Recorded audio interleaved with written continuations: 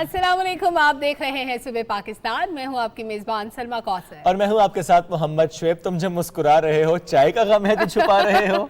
बिल्कुल यही गम है, आज टेबल पे चाय नहीं है, दुख महसूस हो रहा है। एक दिन कश्मीरी चाय, एक दिन दूसरी चाय। चले, कल पिंक टी थी और आज हमारा प्लान है कि हम कोई और ही चाय पिएंगे। आज हम गुड़ वाली चाय पिएंगे। हाँ, इसलिए थोड़ा डिले है कि आज हमारी कोई स्पेशल चाय है जी। वो सना ने कहा कि आज स्पेशल चाय है, कुछ देर बाद बताएंगे उसमें क्या स्पेशल था। चलें बढ़ते आगे जनाब। इस्लामाबाद के लिए अच्छी खबर है और वो खबर ये है कि जो एहतजाज यहाँ पर हो रहा था, जो किसान यहाँ पर आए थे, एहतजाज कर रहे थे, ज़रा उनके मुतालिबात थे, बिजली के बिलों से मुतालिक उनके मुतालिबात थे, बिजली की जो प्राइस है उससे मुतालिक मुतालिबात थे, और फ्यूल प्राइस एडजस्टमेंट के खात्मे का उन्होंने मुसलसल मुतालिबा किया और अब उनके ये मुतालिबात सुने गए हैं। वज़ीर-ए-आज़म पाकिस्तान मियां मोहम्मद शहबाज शरीफ साहब ने जो है वो कह दिया है कि इनके जो मसाइल वो हल किए जाएंगे ताकि बिल्कुल।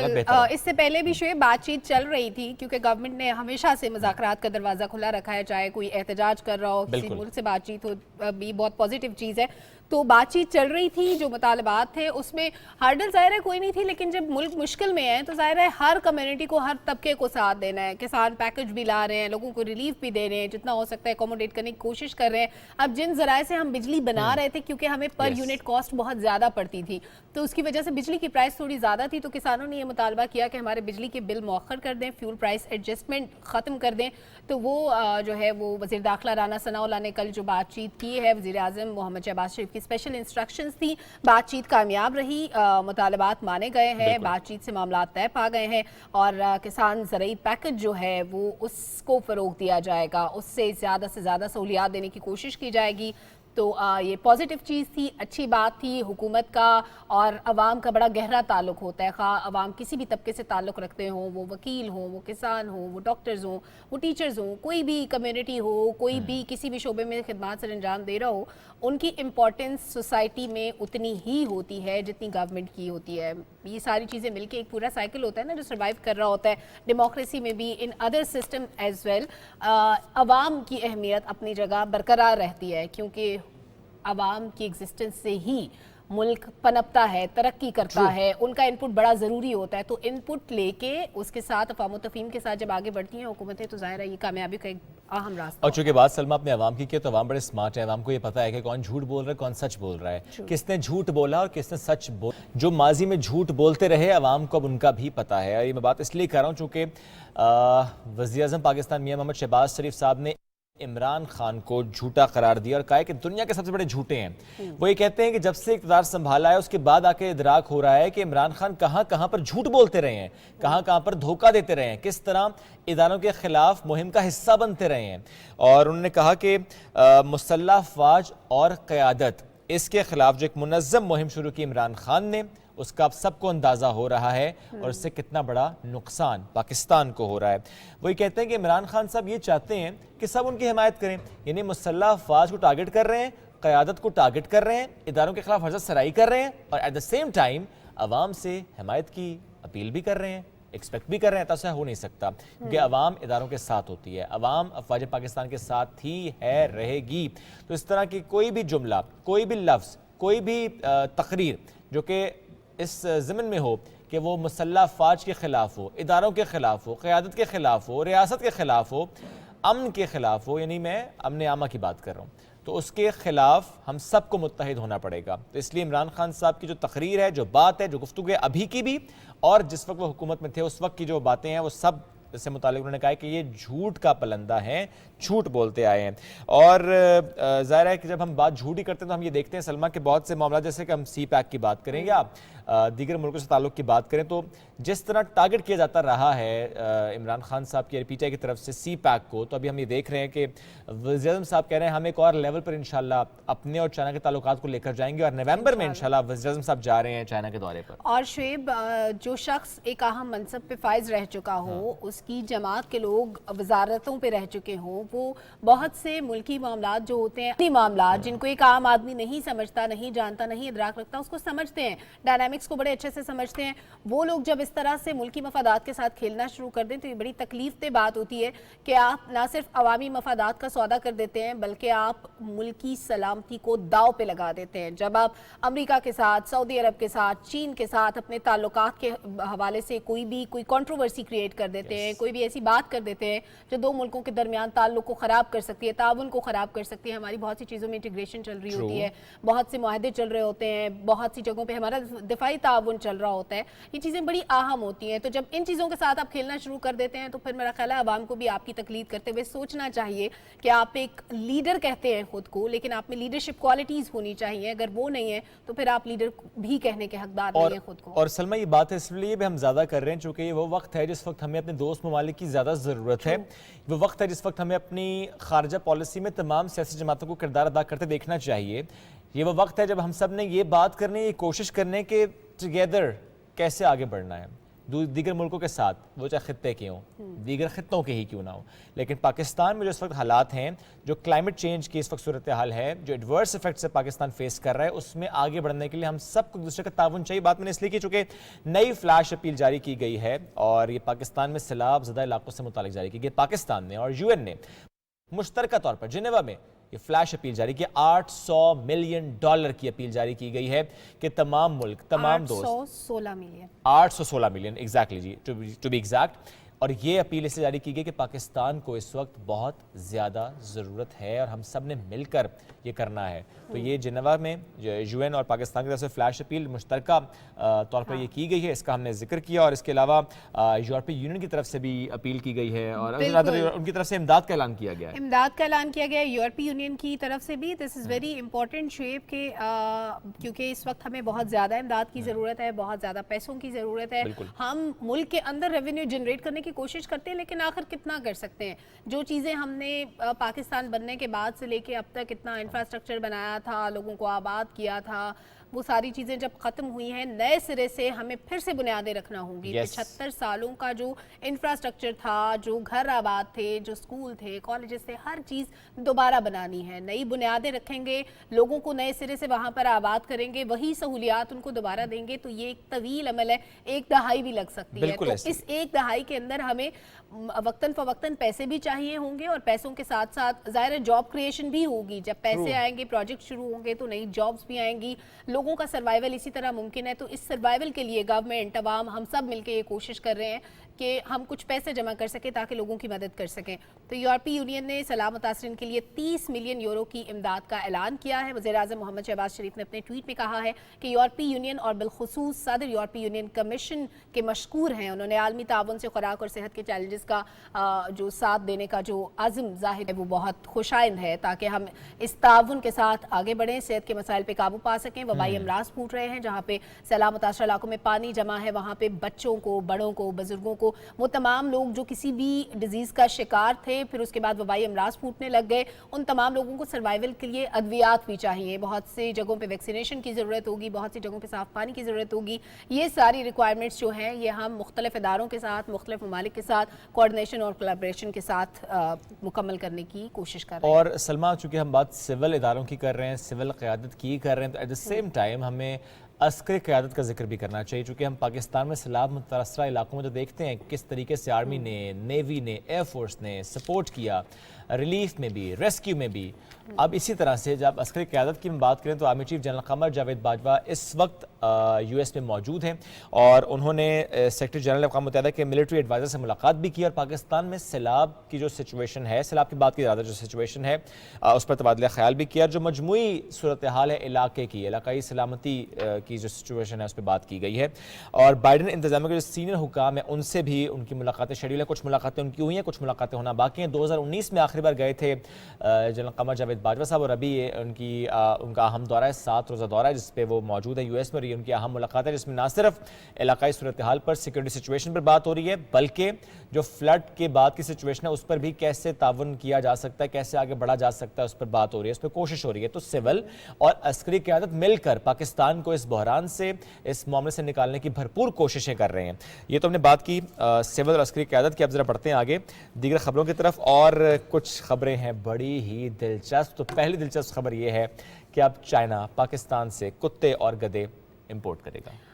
یہ ویسے اتنی بری خبر نہیں ہے, اتنی فنی خبر نہیں ہے, لیکن میں یہ سوچ رہی تھی کہ اس میں آخر میں نا کئی گوشت برآمد کرنے کی بھی بات ہو رہی تھی, افغانستان سے جانور امپورٹ کر کے گوشت برآمد. اصل میں یہ خبر یوں تھی کہ چائنا انٹرسٹ لے رہا ہے کتے اور گدھے امپورٹ کرنے کے لیے وہاں پہ, کیونکہ وہاں پہ وہ کم ہوتے ہیں. اب دیکھیں ریلیجیسلی پاکستان میں یہ چیزیں مطلب کھائی نہیں جا سکتی, یہ حرام ہے, ان کو دوسرے مقاصد کے لیے استعمال کیا جا سکتا ہے.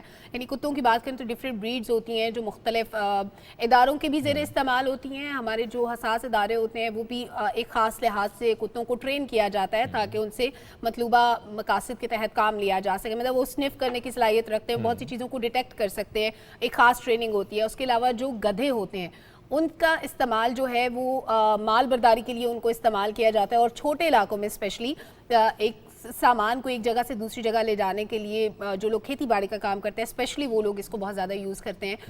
پاکستان میں کافی تعداد میں یہ جانور پائے جاتے ہیں, لیکن چائنا میں شاید ٹیکنالوجی کے لحاظ سے یا ان کا لائف سٹائل ڈیفرنٹ ہے جس کی وجہ سے, اور یہ جو جانور ہیں ان کی نسل ان کی بریڈ شاید کم ہے, جو پاکستان میں ہے وہ نہیں ہوگی تو وہ اس لیے امپورٹ کرنا چاہتے ہیں. لیکن جو کمیٹی برائے تجارت کا اجلاس ہوا اس میں یہ بات ہوئی کہ جناب افغانستان میں جانور سستے ہیں لیکن خریدار اتنے زیادہ نہیں ہیں, تو افغانستان سے جانور امپورٹ کر کے گوشت برآمد کیا جا سکتا ہے. اب یہ ان جانوروں کی بات نہیں ہو رہی, ہم اگر امپورٹ کریں گے تو ظاہر ہے وہ حلال جانور ہوں گے.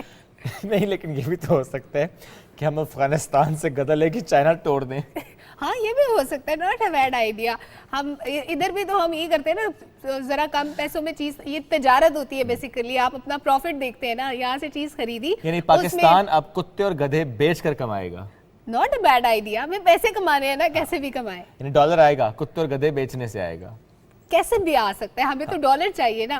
آپ نے پیسے کمانے ہو کیا کریں گے, آپ دیکھیں گے کہ میں یہ چیز بیچنے کا کام کروں تو ویسے یہ چیز, بھائی آپ کو پیسے کمانے ہیں تو آپ کسی بھی طرح. اچھا آن اے لائٹر نوٹ ظاہر ہم نے بات کریں, لیکن ویسے جنرلی جب ہم بات کرتے ہیں نا صرف کیا کوشش کر رہے ہیں کہ ان کی نسل کی افزائش نہ ہو. یعنی جب دیکھتے ہیں نا اسٹرے ڈاگس کی جب ہم بات کرتے ہیں, ہماری کوشش ہوتی ہے کہ ان کی population come who, because population بڑھ چکی ہے ان کی, تو اچھا امپورٹ کر دیں گے, ویسے ہی بہت زیادہ ہیں تو امپورٹ کر دیں گے ہم اس طرف. ٹھیک ہے بھائی, آپ کو چاہیے آپ لے جائیں.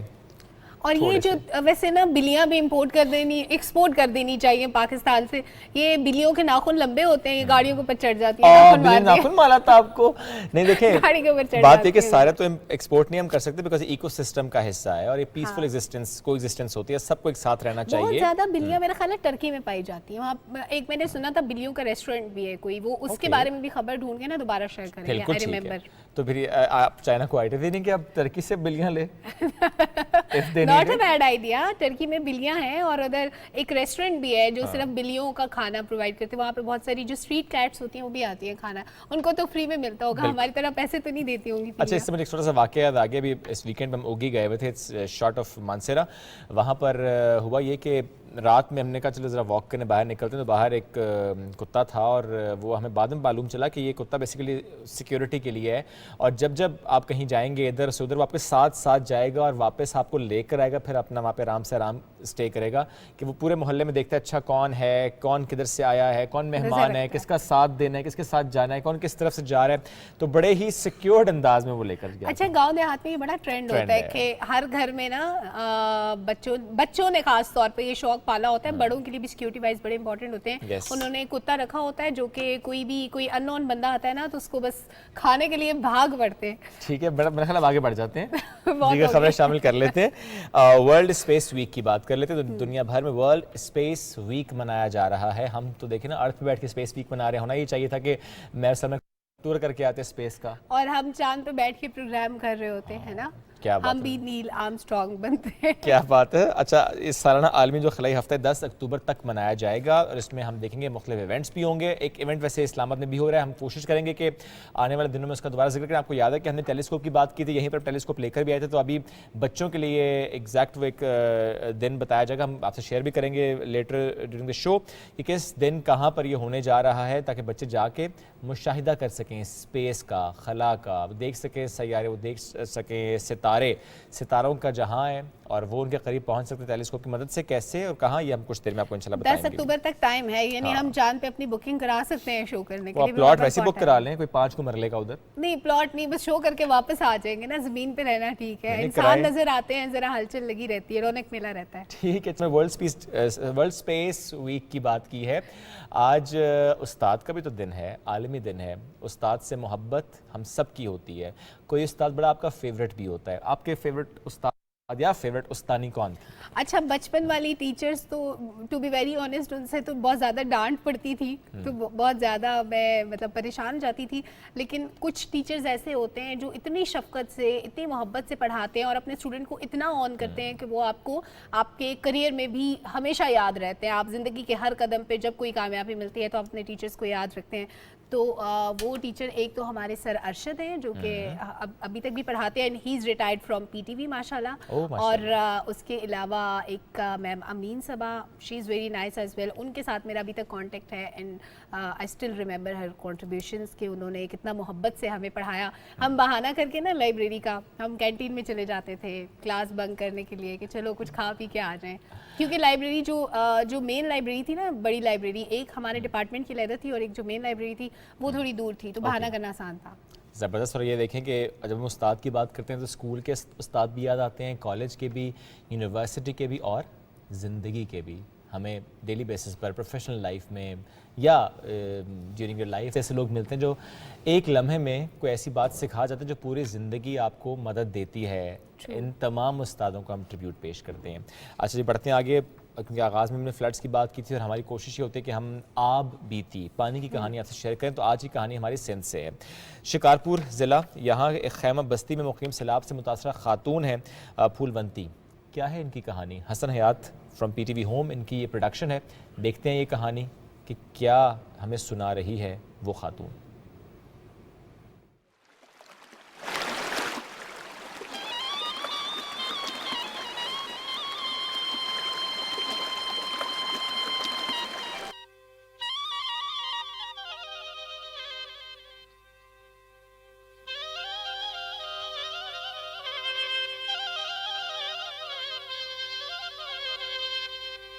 میرا نام پھولونتی ہے، سیکلا کا. ادھر سیلاب آ گیا پانی کا، پھر ہماری کھیتی بھی تھی وہ بھی بوڑھ گئی، ہماری جھپڑی تھی وہ بھی گر گئی. ایک چھوٹا وہاں تھا وہ وہاں ٹوٹ گیا تھا، ہمارے پاس آ گیا تھا پانی کا.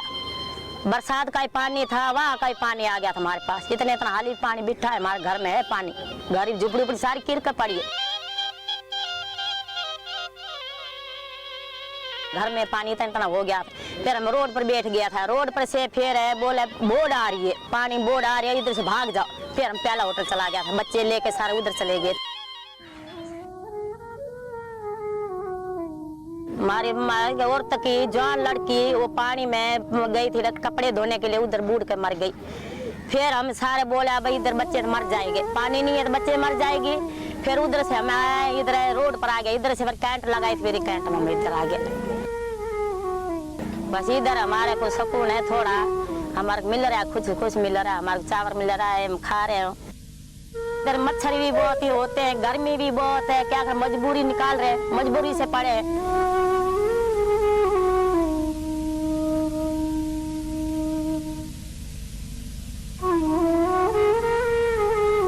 ساری بنی منی کھیتی رہتی ہماری اپنی ہے. ادھر ہم کھیتی ویتی ساری کرتے تھے. ادھر کس کا 10 جریب تھی، کس کی 20 جریب تھی، وہ ساری بوڑھ گئی. بس گزارا کرتا تھا بچے کا، وہ پکاتے تھے وہ کھاتے تھے، محنت کرتے تھے.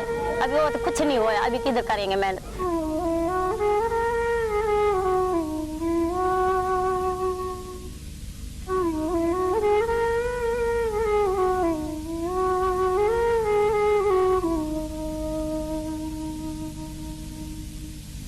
میرے 7 بچے، ایک 2 سال کا ہے، ایک 5 سال کا، 10 سال کا، 8 سال کا.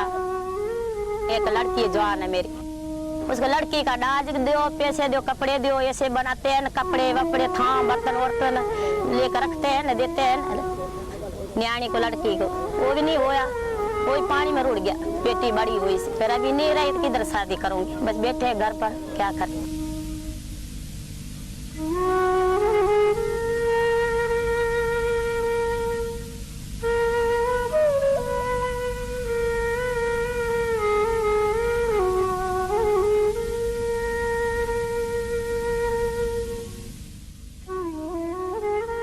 हमारी जगह थी, हमारे पास सारी थी, हम खाते थे, हमें बोर्ड आया उसमें हमें ऐसे हो गया, बस क्या कर, मजबूरी होगी। अभी जब वो पानी सूख जाएगा हम उधर चले जाएंगे, उधर हम मजदूरी करके खाएंगे। अभी तब मदद करेगा फिर हमारे का बात हो जाएगा।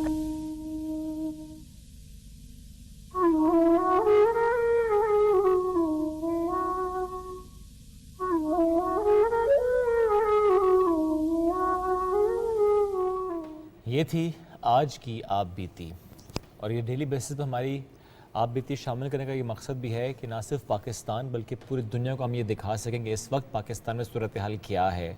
अगर कोई ये कहता है ना कि सैलाब तो आया था चला गया, पानी तो उतर गया, ज़िंदगी मामूल पर आ गई, तो नहीं, ऐसा नहीं है। ज़िंदगी मामूल पर आने में बहुत वक्त लग जाएगा। हम सबको मिलकर उसके लिए कोशिश करनी है, और एक भी शख्स जो कि मुतासर है इससे और उस तक इमदाद अगर नहीं पहुँचती, रिलीफ नहीं पहुंचता, उसको हम बेहतर तौर पर वो ज़िंदगी की सहूलत प्रोवाइड नहीं कर सकते, तो हम सब से इसका हिसाब होगा। तो एज ए कम्युनिटी हम सबको अपना अपना रोल प्ले करना है, एज एन इंडिविजुअल हमें अपना रोल प्ले करना है। बढ़ते हैं आगे आज के अगले मौजू की तरफ, और आज रबीउल अव्वल की मुनासबत से हमारा मौजू है वालिदैन का मकाम, दीन की रोशनी में वालिदैन का मकाम।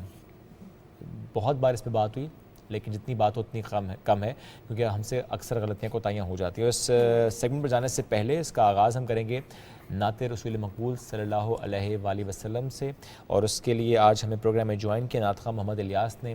तो आइए देखते हैं आज कौन सा कलाम है जिसका उन्होंने इंतखाब किया है। सर, मदीने की हसरत पे कुर्बान जाऊं, ये रहमत नहीं है तो फिर और क्या है कि उस सब्ज़ गुंबद का हर दम तसव्वुर इबादत नहीं है तो फिर और क्या है।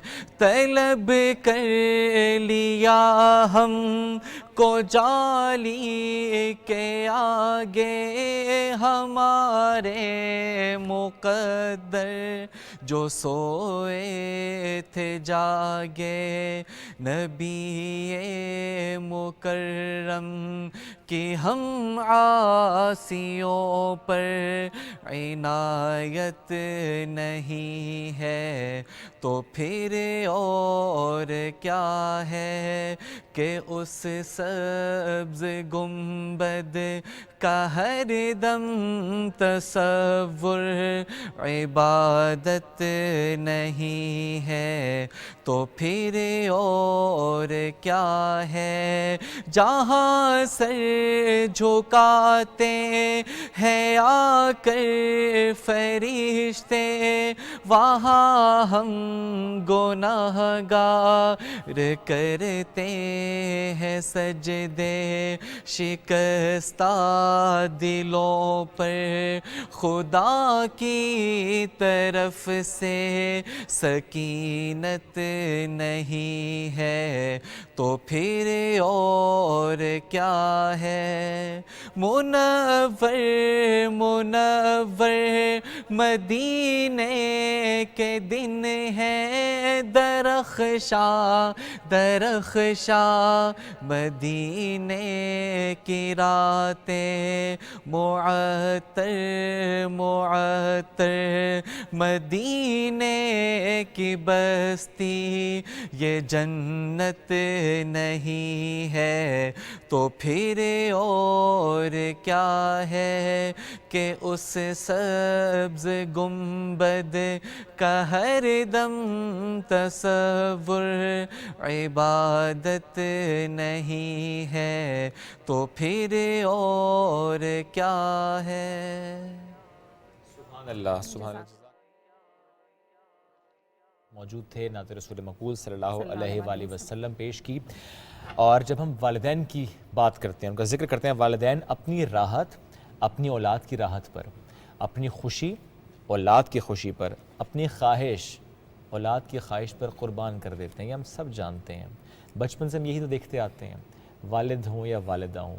वालिदैन को जब हम देखते हैं कि वाकई ان ایکچوئل ہر لمحہ ان کا ایسا ہی ہوتا ہے کہ جب وہ اولاد کو ہر معاملے میں فوقیت دے رہے ہوتے ہیں، اولاد کے لیے تو سب کچھ کر رہے ہوتے ہیں. اگر ہم ایز اے پیرنٹ دیکھیں، می ایز اے فادر اگر میں دیکھوں تو اب کیا ہو رہا ہے، جو کچھ کر رہے ہیں، جو محنت ہو رہی ہے اولاد کے لیے ہو رہی ہے، جو کام ہو رہا ہے، جو ہم فیوچر کے بارے میں بات کر رہے ہیں، سوچ رہے ہیں، اولاد کے لیے کر رہے ہیں، ان کے اچھے مستقبل کے لیے کوشش کر رہے ہیں. چاہے ان کا اچھے اسکول سے متعلق ہماری ٹینشن ہو، چاہے ان کے اچھے خوراک سے متعلق ہو، ان کے اچھے لائف سٹائل سے متعلق ہو، ان کو مضبوط بنانے سے متعلق ہو، تو باپ ہو یا ماں ہو اپنے اپنے لیول پر دونوں یہ کام کر رہے ہوتے ہیں کہ بچوں کو ہم نے وہ سب کچھ دینا ہے جو کہ ضرورت ہے ان کی. اور حضور پاک صلی اللہ علیہ وسلم نے ہمیشہ حسن سلوک کا درس دیا والدین کے ساتھ. اور سورہ بقرہ کی ایک آیت میں اللہ تعالیٰ فرماتے ہیں کہ ہم نے بنی اسرائیل سے عہد لیا کہ سوائے اللہ کے کسی کی عبادت نہ کرنا اور ماں باپ کے ساتھ نیک سلوک کرنا. یعنی ماں باپ کے ساتھ نیک سلوک کا نہ صرف اللہ تعالیٰ نے حکم دیا بلکہ حضور صلی اللہ علیہ وسلم نے تمام عمر اس پر زور دیا کہ اپنے والدین کے ساتھ برتاؤ اچھا رکھو، ان کو اف تک نہ کہو، والدین کے ساتھ اونچی آواز میں بات نہ کرو.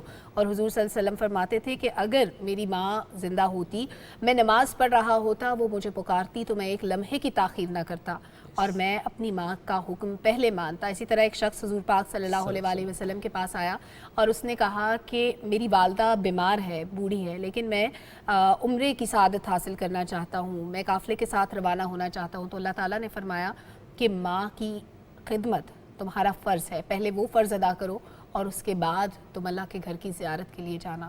یعنی ماں اور باپ کا رتبہ اتنا بڑا ہے، اتنا بلند مقام ہے. تو آج اسی معاملے پر مزید روشنی ڈالنے کے لیے، سیرت طیبہ کی روشنی میں والدین کے مقام کے حوالے سے بات کرنے کے لیے ہم نے زحمت دی ہے. مذہبی اسکالر ہیں پروفیسر ڈاکٹر محمود الحسن صاحب. بہت شکریہ سر، آپ نے پاکستان ٹیلی ویژن نیوز کے لیے وقت دیا. سر، والدین کے مقام کی بات ہو رہی ہے، حضور پاک صلی اللہ علیہ وسلم نے کیا تعلیمات دیں، کیا درس دیا، ہمیں والدین کے ساتھ کیسے رہنا چاہیے؟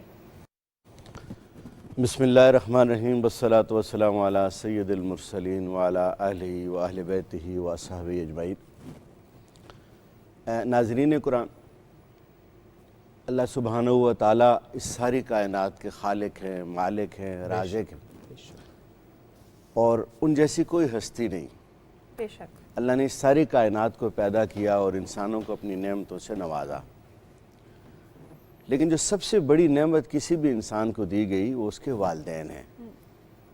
اور والدین کا مقام و مرتبہ تو یہ ہے کہ اللہ نے جہاں کہیں بھی قرآن کریم میں اپنی ربوبیت کا اعلان کیا، اس کے ساتھ متصل والدین کی عزت، توقیر اور اطاعت کا حکم دیا. اللہ سبحانہ و تعالیٰ نے ارشاد فرمایا وَقَضَىٰ رَبُّكَ أَلَّا تَعْبُدُوا إِلَّا إِيَّاهُ وَبِالْوَالِدَيْنِ إِحْسَانًا. اور تمہارے رب نے یہ فیصلہ کر لیا ہے کہ عبادت صرف اسی کی جائے گی اور تم لوگ والدین کے ساتھ بہترین سلوک کرو. اب یہاں احسان کا لفظ استعمال کیا گیا. یہ احسان جو ہے یہ ایک اسپیسیفک ٹرمینالوجی ہے. اس کا مطلب حسن سلوک تو آپ کر سکتے ہیں، لیکن اصل یہ ہے کہ احسان کہتے ہیں ہر شے میں بہترین. آپ کے رویے کا جو بہترین حصہ ہے وہ والدین کے لیے ہو، آپ کی خوراک کا جو بہترین حصہ ہے وہ والدین کے لیے ہو، آپ کی محبت کا جو بہترین حصہ ہے وہ والدین کے لیے ہو، آپ کے تعلقات کا جو بہترین حصہ ہے وہ والدین کے لیے ہو. یعنی دی بیسٹ، جو سب سے اعلیٰ ہو، جس سے اوپر کوئی شے نہ ہو. تو اسی لیے اللہ سبحانہ و تعالیٰ نے والدین کو اپنا نام دیا. رب اللہ کی صفت ہے نا، تو اللہ تعالیٰ نے والدین کو بھی رب کہا. رب کسے کہتے ہیں؟ رب اسے کہتے ہیں جو پالتا ہے اور پھر آہستہ آہستہ درجہ کمال تک پہنچا دیتا ہے. اللہ رب حقیقی ہیں، والدین رب مجازی ہیں. اللہ بغیر اسباب کے پالتے ہیں، والدین اسباب کے ساتھ پالتے ہیں. تو پھر اللہ نے یہ بھی حکم دیا کہ تم اپنے والدین کے ساتھ حسن سلوک میں اس قدر آگے نکل جاؤ کہ انہیں کبھی تم سے کوئی ناگواری نہ ہو. ٹھیک، فلا تقل لہما اف، ان کو اف تک نہ کہو. اب یہ جو اف ہے اس کو ذرا سمجھنا، یہ اردو والا اف نہیں ہے.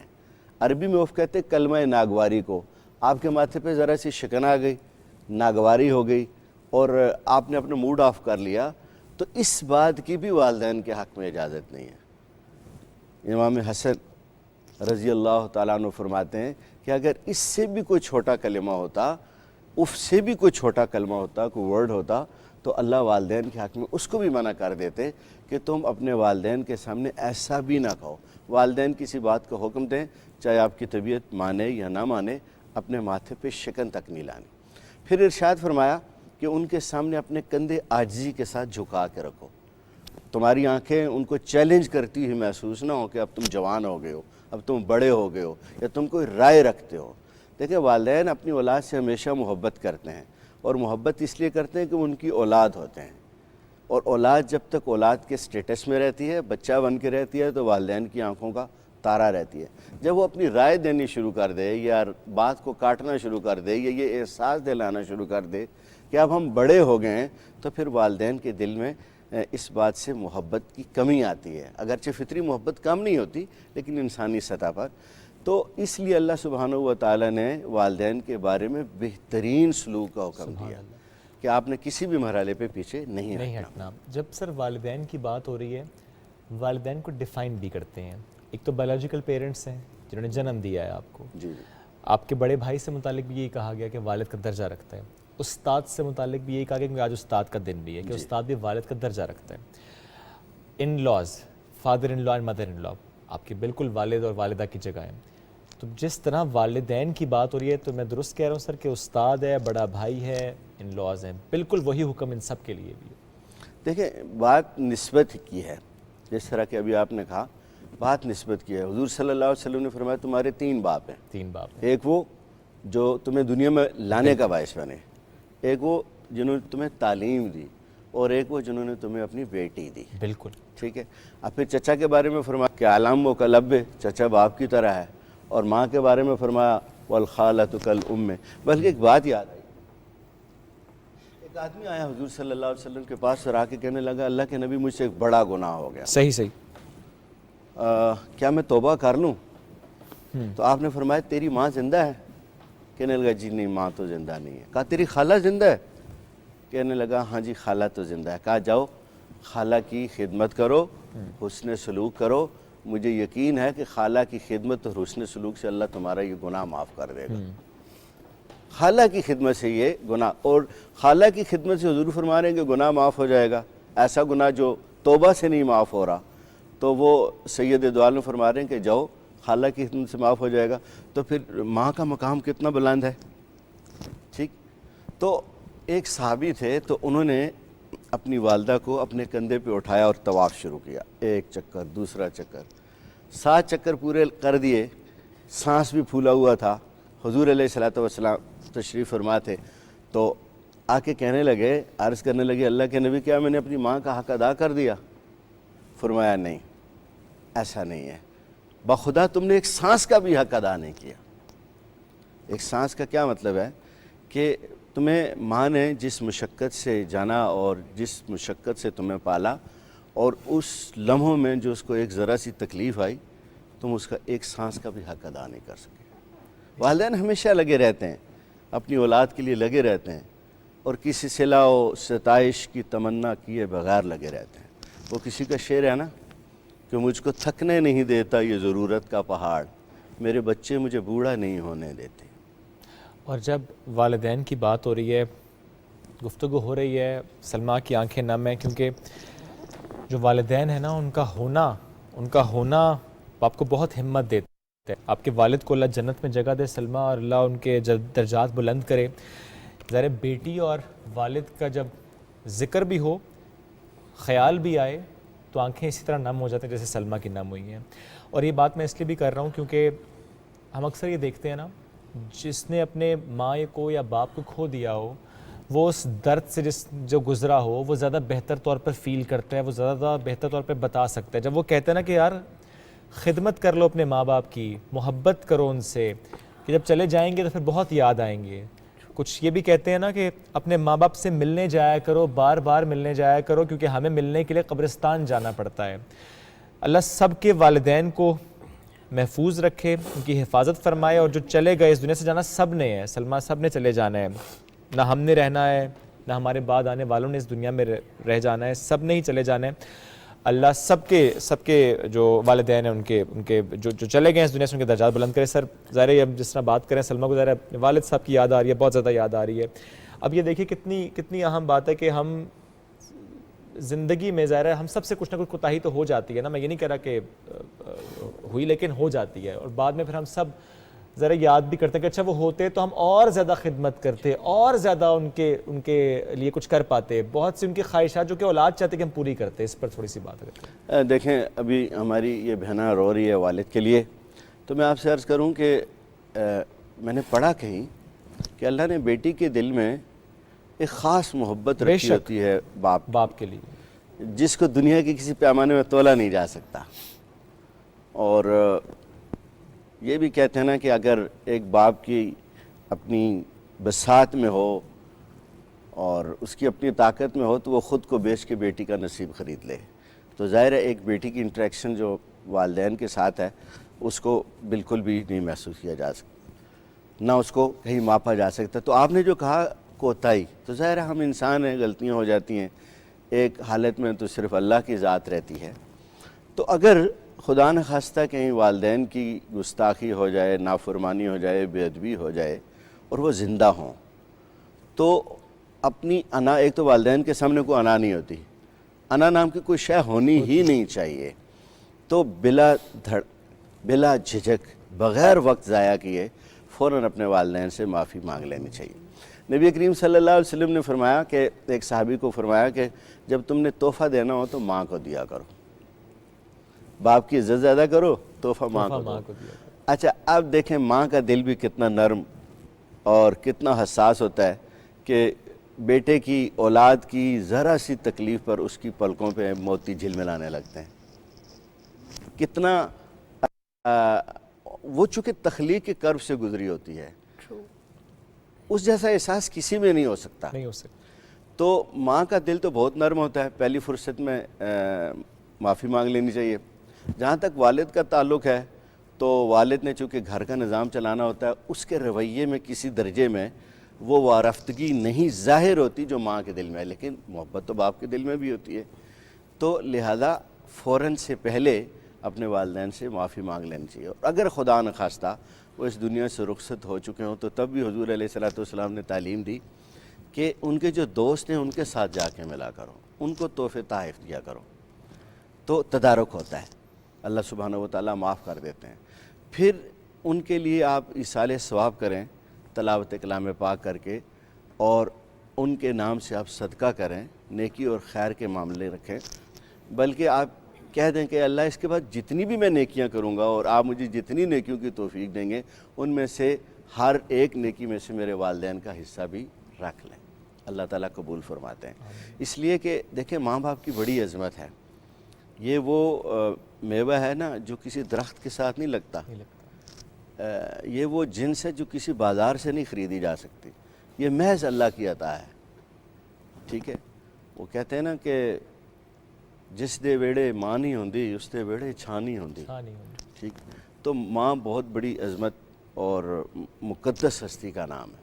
ایک صحابی آئے حضور صلی اللہ علیہ وسلم کے پاس، آ کے عرض کرنے لگے اللہ کے نبی مجھے یہ بتائیے میرے اوپر سب سے زیادہ حق کس کا ہے؟ آپ نے فرمایا ماں کا. پھر عرض کرنے لگے اس کے بعد؟ فرمایا تیری ماں کا. پھر عرض کرنے لگے اس کے بعد؟ فرمایا تیری ماں کا. 3 بار. چوتھی مرتبہ آپ صلی اللہ علیہ وسلم نے فرمایا تیرے باپ کا. اب دیکھیں حضرت اویس کرنی مقام صحابیت سے محروم رہے لیکن اپنی والدہ کی خدمت نہیں چھوڑی. اور پھر اللہ نے کیا مرتبہ دیا حضرت اویس کرنی کو کہ حضور صلی اللہ علیہ وسلم نے حضرت عمر سے فرمایا تھا کہ عمر جب زندگی میں کبھی اویس سے ملاقات ہو نا تو اس سے اپنے لیے دعا کروانا. نعمان بن حارثہ ایک صحابی تھے، وہ اپنی ماں کی بہت خدمت کرتے تھے. تو رسول اللہ صلی اللہ علیہ وسلم کی حضرت عائشہ صدیقہ رضی اللہ تعالیٰ عنہ کی روایت ہے. تو فرماتے ہیں کہ نبی کریم صلی اللہ علیہ وسلم نے فرمایا کہ میں جنت میں گیا تو میں نے قرات کی آواز سنی کہ کوئی قرآن پڑھ رہا ہے. تو میں نے پوچھا یہ کون ہے؟ تو جواب دیا کہ نعمان بن حارث. پھر آپ صلی اللہ علیہ وسلم نے فرمایا دیکھا ماں کی خدمت، کہ ماں کی خدمت کی عظمت یہ ہے کہ اللہ جنت میں قرآن سن رہے ہیں اس شخص سے. تو یہ بہت بڑی سعادت کی بات ہے. اگر کسی شخص کے والدین زندہ ہوں اور وہ ان کی خدمت نہ کرے اور ان کی دعائیں نہ لے تو اس نے وہ کیا کہتے ہیں نا، ہاں، کہ وہ صحرا خرید لائے ہیں برسات بیچ کر. वाह, آپ صلی اللہ علیہ وسلم نے فرمایا کہ ممبر کی پہلی سیڑھی پہ قدم رکھا تو فرمایا آمین، دوسری سیڑھی پہ قدم رکھا تو فرمایا آمین، تیسری سیڑھی پہ قدم رکھا تو فرمایا آمین۔ تو ان میں سے ایک موقع پر آپ نے فرمایا کہ خاک میں ملے اس کی ناک، خاک میں ملے اس کی ناک، خاک میں ملے اس کی ناک، جس نے والدین کو پایا ان کی خدمت نہ کر کے جنت نہ حاصل۔ بے شک، ٹھیک ہے، اس لیے کہ والدین کی دعاؤں میں اللہ تعالیٰ کی رضائیں ہوتی ہیں۔ آپ صلی اللہ علیہ وسلم نے فرمایا والد کی رضا میں رب کی رضا ہے اور والد کی ناراضگی میں رب کی ناراضگی ہے۔ ماں باپ سے بڑا ولی کوئی نہیں ہوتا ناظرین اکرام، اور خصوصاً میرے جو نوجوان عزیز و اقارب ہیں، بچے، میں آپ سے یہ عرض کروں کہ آپ جن چیزوں کو معاشرتی طور پر اپنے لیے رکاوٹ سمجھتے ہیں، پابندیاں سمجھتے ہیں، وہ رکاوٹیں نہیں ہیں، وہ آپ کو آگے بڑھنے کے لیے دیے گئے پر ہیں جس سے آپ اڑیں گے۔ یہ جو وقتی پابندی ہوتی ہے نا، آپ کو والدین کی پابندی لگ رہی ہے کہ مجھے اس چیز کی ریسٹرکشن ہے، اس چیز کی ہے، اس چیز کی ہے، اس چیز کی ہے، وہ آپ کو بڑھانے کے لیے ہے۔ علامہ اقبال کا ایک بڑا خوبصورت شعر ہے، ذرا توجہ سے سنیں۔ وہ فرماتے ہیں کہ مشک اصفر چیز کیا ہے، ایک لہو کی بوند ہے، مشک بن جاتی ہے ہو کے نافائے آہو میں بند، ہر کسی کی تربیت کرتی نہیں قدرت مگر، کم ہے وہ طائر کہ ہیں بامو قفس سے بہرہ مند۔ بہت کم پرندے ایسے ہیں کہ جن کو پنجرے میں رکھ کر تربیت کی جاتی ہے۔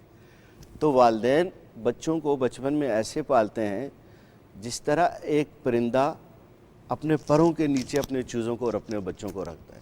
اور پھر فرمایا گیا کہ تم بھی جب تمہارے والدین بوڑھے ہو جائیں تو تم بھی ان کو اپنے پروں کے نیچے ایسی ہی سمیٹ لو جیسے مرغی اپنے چوزوں کو پروں کے نیچے سمیٹ اب لے۔ وہ بچوں کی طرح ہے۔ بچوں کیوں فرمایا کہ کندھے عاجزی سے جھکاؤ، آکڑ کے نا عاجزی کے ساتھ نظریں جھکا کے، اور یہ سمجھو کہ اللہ تعالیٰ نے ایک بڑی نعمت دی ہے۔ اور ویسے بھی ہم مشرقی لوگ ہیں، روایت پرست لوگ ہیں، ہمارے والدین جتنے بوڑھے ہو جاتے ہیں ہمارے لیے ان کی محبتیں اتنی بڑھتی جاتی ہیں۔ ظاہر ہے ان کی دعاؤں سے تو سب کچھ ہے۔ ہم ان کے کپڑے سنبھال کے رکھتے ہیں، ہم ان کے جوتے سنبھال کے رکھتے ہیں، ہم ان کی چیزیں سنبھال کے رکھتے ہیں، کیوں؟ ہماری ایفیلیشن ہے ان کے ساتھ اور ہمیں اس پہ فخر ہے۔ بے شک۔ سر ایک چھوٹا سا واقعہ ہے، کل ہوا یہ کہ میرے فادر ان لا ہیں، کافی بیمار ہیں، اور میرے بردر ان لا کے لیے ہم گھر دیکھ رہے تھے کہ تاکہ گراؤنڈ فلور پہ وہ رہ سکے، بیکاز وہ ویل چیئر پہ ہوتے ہیں۔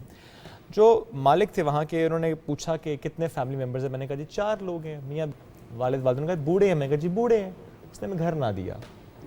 اب یہ میں بات اس لیے کر رہا ہوں کہ میں جج نہیں کر رہا اس شخص کو، وہ کہتے ہیں چھوٹی فیملی ہو، لیکن اب یہ دیکھیے کہ ماں باپ ہے نا، بوڑھے ہیں، اب ہر انسان جب کوئی کوشش کر رہا ہے فیسیلیٹیٹ کرنے کی، اچھا گراؤنڈ فلور ہوگا، کوئی سیڑھیاں نہ ہوں کہ ان کے لیے آسانی رہے، ایسے میں ایسا کوئی رویہ کتنا دکھ دیتا ہے، کتنی تکلیف دیتا ہے، کیونکہ ہماری معاشرے میں ہم یہ بھی دیکھتے ہیں سر کہ بیٹا ہے، جوان ہے، کما رہا ہے، شادی شدہ ہے، صاحب اولاد ہے، والدین کو نظر انداز کر رہا ہے، اپنے اولاد پہ تو ٹائم لگا رہا ہے، جاب پہ بھی جا رہا ہے، باہر دوستوں کے پاس بھی جا رہا ہے، ساری روٹین اس کی ہے، لیکن والدین کو اگنور کر رہا ہے۔ تو یہ جو رویے ہیں یہ کتنے تکلیف دیں، اور یہ گناہ کی جب ہم بات کریں تو یہ گناہ کے کس کیٹیگری میں آ رہا ہے؟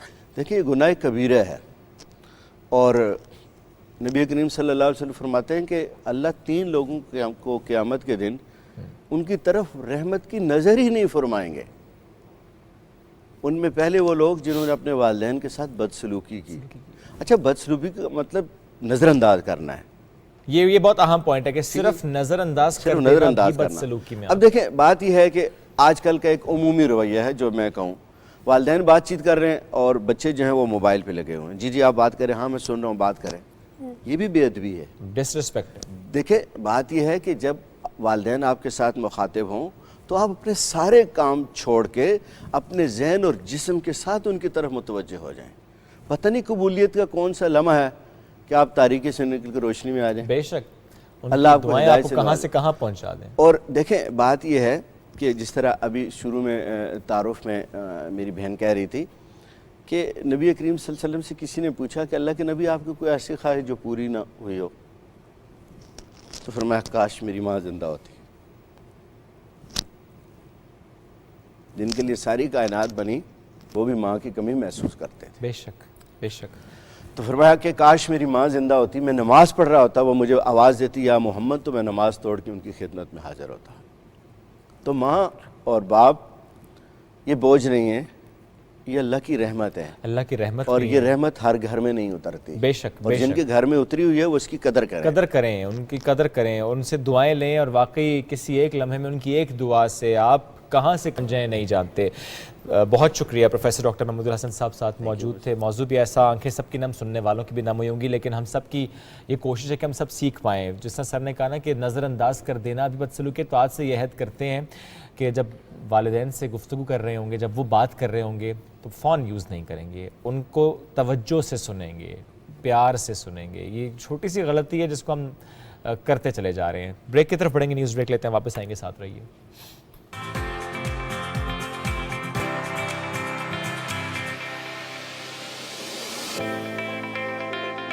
Welcome back after the break. بڑھتے ہیں آگے، جنوری 2022 کی بات کرتے ہیں۔ یاد ہے آپ کو ایک واقعہ پیش آیا تھا کشمیر میں، وادی نیلم میں، دریائے نیلم کے کنارے ایک ریئر ایشین لیپرڈ پانی پینے آیا تھا، اور وہاں کے مقامی لوگوں نے اس کو مار دیا تھا، جس کے بعد نواز شریف صاحب سابق وزیر اعظم انہوں نے ٹویٹ کی تھی، اور انہوں نے اس کا نوٹس لیا تھا، اور انہوں نے کہا تھا کہ جو بھی ذمہ دار ہیں ان کا تعین ہونا چاہیے۔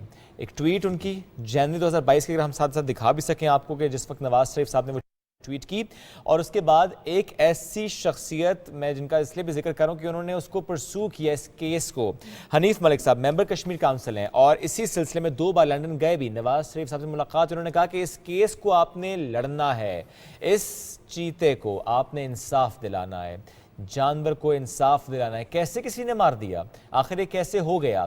اب کل کا دن اس لیے بھی اہم تھا کہ کل ہائی کورٹ مظفر آباد یہاں پر اس کیس کی جو سماعت ہو رہی تھی مسلسل، کل فیصلہ محفوظ کیا گیا ہے۔ تو حنیف ملک صاحب نے ہمیں جوائن کر لیا، ان سے ہم اس پر گفتگو بھی کریں گے۔ السلام علیکم جی، کیسے ہیں آپ؟ سر، لوگ تو انسانوں کا مقدمہ لڑتے لڑتے تھک جاتے ہیں، لیکن آپ نے تو ایک چیتے کا مقدمہ ماشاءاللہ لڑا ہے، اور کل فیصلہ محفوظ، چیتے کی طرح آپ نے، شیر کی طرح آپ نے مقدمہ لڑا ہے۔ سر تھوڑا سا بتائیں، ظاہر ہے جب یہ واقعہ ہوا اس کو نواز شریف صاحب کی ٹویٹ، اور پھر کیسے انہوں نے آپ کو کہا کہ اس کیس کو آپ نے لڑنا ہے؟ بہت شکریہ آپ کو۔ آپ کے علم میں ہے کہ کشمیر جو ہے ایک خوبصورت ویلی ہے، جو پہاڑوں جنگلات کا ایک حسین امتزاج ہے۔ تو موسٹلی جو ہمارا آزاد کشمیر کا ایریا ہے وہ ہلی ہے، اس میں بڑے نایاب جو جانور اور جنگلی حیات پائی جاتی ہیں۔ یہ جس واقعے کا ابھی آپ نے ذکر کیا ہے، یہ 21 جنوری 2022 کا واقعہ ہے کہ ایک مادہ تیندوا جو دریائے نیلم پہ پانی پی رہا تھا، پی رہی تھی، یا جس طرح بھی آپ سے کہیں، تو مقامی لوگوں نے اس کو فائر کر کے زخمی کر دیا۔ تو ظاہر ہے جب وہ زخمی ہو گیا تو اس وقت تک یہ نیوز بریک نہیں ہوئی۔ نیوز اس وقت بریک ہوئی کہ جب وائلڈ لائف والے لوگوں نے اس کو ریسکیو کرنے کے لیے وہ وہاں پہ گئے، اور انہوں نے ابھی آپ نے جو فلم دکھائی ہے، انہوں نے جس طرح اس کو ریسکیو کیا، جس نااہلی کی بنیاد پہ جس طرح انہوں نے اس کو کھینچ کے دم سے پتھروں کے اوپر، اس کی انہوں نے ویڈیو بنا کے وائرل کر دی، کسی نے بنا دی۔ تو پھر میڈیا کو بھی پتہ چلا، عام ماسز میں بھی، مجھے بھی، ہر ایک بندے نے افسوس تو اس پہ کیا، لیکن اس کی طرف کے ٹرو اسپرٹ پہ جانے کے لیے کسی کے دماغ میں بات نہیں گئی۔ بالکل بالکل بالکل بالکل اس واقعے کو اس وقت ہائپ ملی، یا اس چیز کو اس وقت پتہ چلا جب میاں محمد نواز شریف صاحب نے اس کو ٹویٹ کیا، اور اس ٹویٹ کو اس ٹویٹ کے اندر آپ ان کے درد اور ان کی تکلیف کو محسوس کر رہے ہیں کہ وہ صرف انسانوں کے لیے تکلیف نہیں محسوس کر رہے، وہ آپ پاکستانیوں کے لیے نہیں، وہ اس خطے کی ہر ذی روح کے ساتھ ان کی کتنی محبت۔ اسپیشلی انڈینجرڈ اسپیشیز کی اگر ہم بات کریں، میں اس پہ آپ کو بتا رہا تھا، تو جیسے ہی وہ ٹویٹ سامنے آیا تو ایک طرح کا انٹرنیشنلی اس کو بہت ذرا بوسٹ ملا۔ پھر مجھے انہوں نے ہدایت کی کہ اس کو آپ نے اس کے ٹرو میرٹ اینڈ اسپرٹ پہ جو ہے نا آپ نے اس کو فائٹ کرنا ہے آزاد کشمیر کے اندر، اور جنگلی حیات کے تحفظ کے لیے مجھے رپورٹ کرنا ہے کہ اس میں آزاد ریاست جموں کشمیر کے اندر ان کے لیے کیا کیا جا رہا ہے۔ تو پھر میں نے فوری طور پر 29 جنوری 2-4 دن بعد ہی جا کے ہائی کورٹ میں ایک ریٹ دائر کی، اور اس ریٹ کو بنیادی طور پر جو آزاد کشمیر کا اینیمل پروٹیکشن ایکٹ ہے 2014 صحیح وائلڈ لائف کے اوپر باقاعدہ ایک ایکٹ بنا ہوا ہے جو اسمبلی نے 2014 کو پاس کیا، اور اس میں یہ ساری چیزیں مینشن ہیں کہ بالکل ٹھیک، جو پروٹیکٹڈ اینیمل ہیں ان کے لیے اسٹیٹ نے کس طرح ذمہ داری نبھانی ہے. بالکل ایسے ہی ہے، بالکل ایسے ہی ہے. تو اس کو بیس بنا کے میں عدالت میں گیا اور میں نے کہا کہ یہ جو وائلڈ لائف ہے اور وہ تمام ادارے جیسے پولیس ہے اور دیگر 2-3 لوگوں کو میں نے فریق بنا کے کہ ان کو کورٹ میں بلایا جائے اور ان سے یہ پوچھا جائے کہ آپ نے جو ایکٹ 2014 ہے اس کے اوپر اتنے بڑے آزاد کشمیر کے وسائل ہونے کے باوجود آپ میں نہ تو کمپیٹنسی ہے اور نیگلیجنس کا یہ عالم ہے کہ آپ اس کو جب کھینچ رہے ہیں تو ہنس رہے ہیں، سارے لوگ مووی بنا رہے ہیں. سر یہیں سے ہم اس بات کو کنٹینیو کریں گے اور پوچھیں گے کہ کیا وہ لوگ پکڑے گئے یا نہیں جنہوں نے اس چیتے کو مارا. ایک بریکنگ نیوز آ رہی ہے ہمارے پاس. بریکنگ نیوز ہے، army chief general Qamar Javed Bajwa صاحب جو کہ واشنگٹن میں موجود ہیں اور ان کے اعزاز میں ظہرانہ بھی دیا گیا، وہاں پر کچھ گفتگو بھی انہوں نے کی ہے. اس سے متعلق ہم بات کریں گے. ہمارے نمائندے ہمیں جوائن کریں، رانا شہزاد، ان کی طرف چلتے ہیں. رانا شہزاد پلیز بتائیے گا آرمی چیف کی طرف سے کیا کہا گیا ہے؟ جی شعیب، یہ ایک بہت ہی اہم خبر اپنے ناظرین سے شیئر کرنے جا رہے ہیں کہ واشنگٹن میں، جیسا کہ ہمارے ناظرین کے علم میں ہے کہ army chief general Qamar Javed Bajwa سرکاری دورے پر امریکہ میں موجود ہیں اور انہوں نے جو آج واشنگٹن میں پاکستانی سفارت خانے میں ایک تقریب میں شرکت کی. اس تقریب میں گفتگو کرتے ہوئے army chief general Qamar Javed Bajwa نے کہا کہ لاغر ملکی معیشت کو بحال کرنا معاشرے کے تمام طبقات کی اولین ترجیح ہونی چاہیے. انہوں نے کہا کہ مضبوط معیشت کے بغیر قوم اپنے اہداف حاصل نہیں کر سکتی. انہوں نے یہ بھی کہا کہ مضبوط معیشت کے بغیر کوئی سفارتکاری کامیاب نہیں ہو سکتی. اس موقع پر ایک سوال پر انہوں نے اپنی دوسری 3 سالہ مدت پوری ہونے پر سبکدوش ہونے کا اندیہ دیتے ہوئے کہا کہ میں اپنے وعدے کے مطابق عمل کروں گا.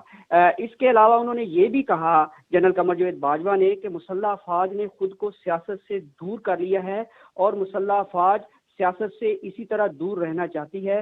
Army chief general Qamar Javed Bajwa نے اپنی گفتگو میں یہ بھی کہا کہ جو میں اپنی جو دوسری 3 سالہ مدت ہے اس کے حوالے سے جو میں نے قوم سے وعدہ کیا تھا میں اپنے اس وعدے پر پورا عمل کروں گا. جی شکریہ، آپ نے اپڈیٹ کیا. آگے بڑھیں گے اور اس سے پہلے ہم بات کر رہے تھے اور ظاہر ہے یہ ایک اہم معاملہ جس پر ہم نے گفتگو پہلے بھی کی چیتے کو انصاف دلانے سے متعلق، اور ہمارے ساتھ حنیف ملک صاحب ممبر کشمیر کونسل موجود ہیں. اپنی بات سے مکمل کیجیے گا اور ساتھ ساتھ ظاہر ہے ہم جب سماعت کی بات کرتے آئے اور کل فیصلہ محفوظ ہے، کتنی سماعتیں ہوئیں اور کیا رہا اس دوران؟ دیکھیں اس کو آلموسٹ 10 ماہ ہو گئے سارے اس پروسیس کو، جنوری سے اکتوبر تک. جی بالکل. کل یعنی کہ اس کی فیصلہ محفوظ ہوا ہے. تو اس سارے عمل میں کم و بیش آئی تھنک کہ 10 کے قریب اس میں پیشیاں ہوئی ہیں وہاں پہ. اچھا ہاں، یہ مسلسل ہوتی رہی ہیں. سر کیا وہ لوگ آئیڈینٹیفائی ہوئے جنہوں نے اس لیپرڈ کو مارا تھا؟ اصل میں یہ ہوا کہ یہ جب واقعہ ہوا تو ایک تو دوسرے دن وائلڈ لائف والوں کو بتایا گیا کہ وہ انہوں نے کچھ لوگوں کو آئیڈینٹیفائی کیا، لیکن جو پولیس کی جو انہوں نے جو چلان پیش کیا اس میں انہوں نے یہ کہا جی کہ جو 1-2 بندے انہوں نے گرفتار کیے، انہوں نے کہا جی کہ یہ بلوے میں مارے گئے ہیں، کسی ایک بندے نے اس کو نہیں مارا، کسی اسپیسیفک آدمی کو. تو پھر اس کی ظاہر ہے کیس کمزور ہونے کی وجہ سے اس کو ریلیف مل گیا. لیکن یہ چونکہ آپ کو وہ جو روایتی پولیس کے طریقے ہیں وہ تو آپ کو پتہ ہی ہوتا ہے کہ مقامی لوگوں کے حوالے سے، تو پھر میں نے اسی چیز کو بیس بنایا ہے کہ ایک تو اس کو ری انویسٹیگیٹ کیا جائے کہ کن لوگوں نے اس چیتے کو مارا ہے اور جو کلپریٹ ہیں ان کو دوبارہ ان کے اوپر پراپر طریقے سے ٹرائل کیا جائے، اور جو ہمارا وائلڈ لائف کا ڈپارٹمنٹ ہے اس کی انکمپیٹنسی کے اوپر جو کوسچن اٹھا ہے ان سے یہ پوچھا جائے کہ آپ کو اتنا جو بجٹ آزاد کشمیر میں دیا جاتا ہے جو پروٹیکشن آف یہ جو اینیملز ہیں اور پلس جو ہیومن بینگز ہیں ان کی پروٹیکشن کے لیے، تو آپ اس پہ کیوں ناکام ہوئے ہیں اس سارے عمل میں. اور اس کے ساتھ ساتھ میں نے یہ جو ہمارا فائنانس ڈپارٹمنٹ ہے ان کو بھی ہم نے کہ آپ اس کی رپورٹ کریں کہ آپ ان کو سالانہ کتنا بجٹ دیتے ہیں. اوکے. تو تاکہ ہم اس کے ٹرو میرٹ اینڈ اسپرٹ پہ دیکھیں کہ اتنا بڑا ہیوج آپ کو بجٹ دیا جاتا ہے، اتنے لوگ آپ نے بھرتی کیے ہوتے ہیں اور ان کی اہلیت اور قابلیت کا یہ عالم ہے کہ ان کے پاس ایون ایک ڈاٹ گن نہیں ہے کہ آپ ایک زخمی چیتے کو بے ہوش کر کے سڑک تک لے کے. اور یہیں پر سر ہم ضرور چاہیں گے، آئی ایم ناٹ شیور کہ ہم وہ فوٹیج دکھا سکتے ہیں نہیں دکھا سکتے بیکاز ذرا تھوڑی سی سینسیٹیو فوٹیج ہے، لیکن چونکہ ہم اس پہ پہلے بات بھی کر رہے تھے کہ جب زخمی ہوا اس کے بعد ذرا وہ زندہ تو تھا لیکن اسے جس طرح گھسیٹا جا رہا تھا وہ یہ کیا رویہ ہے سر؟ اصل میں یہ بات یہ نہیں ہے، چلیں میں یہ مان لیتا ہوں میں یہ مان لیتا ہوں کہ انہیں اس کو ان کے پاس یہ نہیں تھے، آلات ہی نہیں تھے، لیکن آپ اس ایٹیچیوڈ کو دیکھیں جو ہنسی اور مذاق ہو رہا ہے اس کو وہاں پہ، بالکل بالکل یہ چیز بڑی شاکنگ ہے۔ اچھا سر، جب آپ نے اپنے لائر سے یہ سارا کیس ڈسکس کیا، انہوں نے کیا بتایا کہ اگر کوئی اس طرح بدسلوکی کرتا ہے جانور کے ساتھ، اس پہ ایکٹ کون سے لاگو ہوتے ہیں، کیا دفعات لگتی ہیں؟ دیکھیں بات یہ ہے کہ جو ہمارا آزاد کشمیر کا، چونکہ میں نے آزاد کشمیر چیپٹر سے بات کر رہا ہوں، میں نے اس ایکٹ کا باقاعدہ جو وائلڈ لائف پروٹیکشن ایکٹ ہے 2014 اس کی بات کر رہا ہوں، 2014 اس میں یہ چیزیں ساری انہوں نے اس ایکٹ میں ایک بک کی شکل میں لکھی ہوئی ہیں کہ جس طرح ہیومن رائٹس ہیں اور پھر جو یونیورسل ہیومن رائٹس جو اینیمل رائٹس کا جو مجھے ایگزیکٹلی ڈیٹ یاد نہیں ہے 1948 یا 74 کا یونیورسل اینیمل ایکٹس، یہ تمام چیزوں کے ساتھ ساتھ جو عام بات ہے وہ یہ کہ ہمارا مذہب ہمیں کیا سکھاتا ہے جانوروں کے بارے میں، یہ ساری چیزیں اس ایکٹ کا پارٹ اینڈ پارسل ہیں کہ آپ قرآن اور سنہ کے مطابق جو رائٹس جانوروں کے ان کی پروٹیکشن کے لیے ہم یہ فارم کر رہے ہیں، اور آپ کا یہ کام ہے کہ آپ نے اس کو امپلیمنٹ کرنا ہے آن گراؤنڈس۔ ایگزیکٹلی۔ تو اب آپ آئیں اس طرف کہ یہ ساری باتیں ہونے کے باوجود، چونکہ جو نارملی ہمارے آفسز کے اندر کوئی بھی دفتر یا کوئی بھی ادارہ اس طرح عصر حاضر کے تقاضوں کے مطابق کام کر ہی نہیں رہا، اور ان کے لیے تو بڑا ایزی ایک چیز ہے کہ ہمارے ذہنوں میں چیز ہے کہ شیر انسانوں کا دشمن ہے، ہمارے ذہنوں میں ہے کہ سانپ کو ہم نے دیکھنا ہے تو مارنا ہے، ہم کتے کو پتھر مار دیتے ہیں سر۔ ہم یہ باتیں بچپن سے بچوں کے ذہن میں انجیکٹ کر یہ دیتے جو ہیں۔ ایٹیچیوڈ ہے نا، اس کا مقصد یہ ہے کہ ایک یہ جو ایجوکیشن ہے یہ ہماری پراپر نہیں ہے، بچوں کے اندر ہمیں یہ نہیں سکھایا گیا کہ ان اینیملز کے کیا رائٹس ہیں۔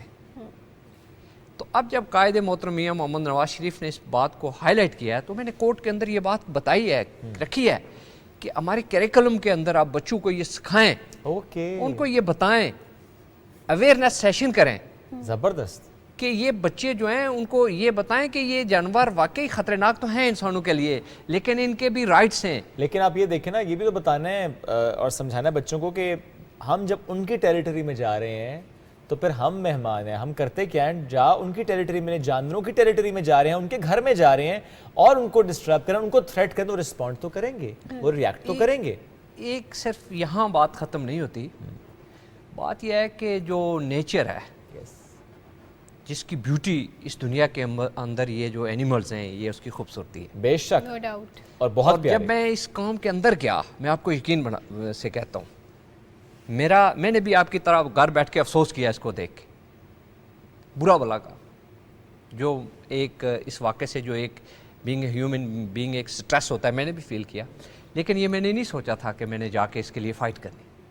اس کے لیے میں سلیوٹ پیش کرتا ہوں نواز شریف صاحب کا قائد محترم کو کہ انہوں نے جھنجھوڑا کہ آپ نے یہ آپ گھروں میں بیٹھے ہیں اور آزاد کشمیر کے اندر جانوروں کے ساتھ اور وہ فالو بھی لیتے رہے آپ سے بار بار، بہت، اور فالو کیا لیتے ہیں جی، میں آپ کو بتاؤں کہ ابھی جو میرا لاسٹ ان کے ساتھ ابھی ایک ہفتہ 1.5 ہفتہ پہلے گیا تو میں 11 دن وہاں، میری 11 دن ان سے ملاقات رہی آفس میں۔ ایوری ڈے میں آفس میں وزٹ کرتا تو میں جاتا تو مجھے کہتے ہیں ملک صاحب تیندوے کا کیا کیا ہے، پنجابی میں کہتے ہیں میں چھڈاں گا نہیں تانوں، میں نے پوچھ کے دسے کی زیادہ فرم ان کا اس قدر۔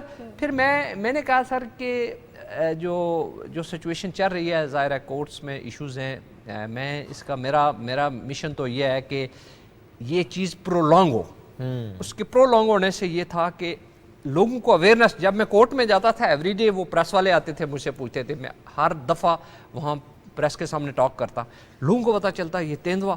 اب آزاد کشمیر کے اندر تیندوا ایک بہت بڑا کیس ہے، بالکل ایسے ہی ہے، بلکہ میرا تو مذاق اڑاتے ہیں میرے سیاسی کلیگز کے، وہ مجھے کہتے ہیں کہ لگتا ہے کہ آپ نے سیاست چھوڑ کے جانوروں کی پروٹیکشن کے لیے کام شروع کر دیا، لیکن یہ بہت ضروری بھی ہے۔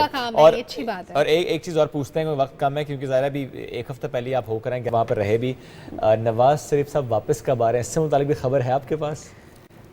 دیکھیں میاں محمد نواز شریف تو یہاں سے کبھی دور رہی نہیں، کیا بات، یہ تو دل کی بات ہے، وہ ہر پاکستانی کے دل کے اندر ایک ایسا شخص، جب ہم کہتے ہیں کہ قائد اعظم محمد علی جناح نے پاکستان بنایا تو کہنے پہ مجبور ہیں کہ محمد نواز شریف نے پاکستان بچایا۔ بے شک، اس کی اساسی اور اس کی جغرافیائی سرحدوں کا ضامن پاکستان سے کیسے دور رہ سکتے ہیں؟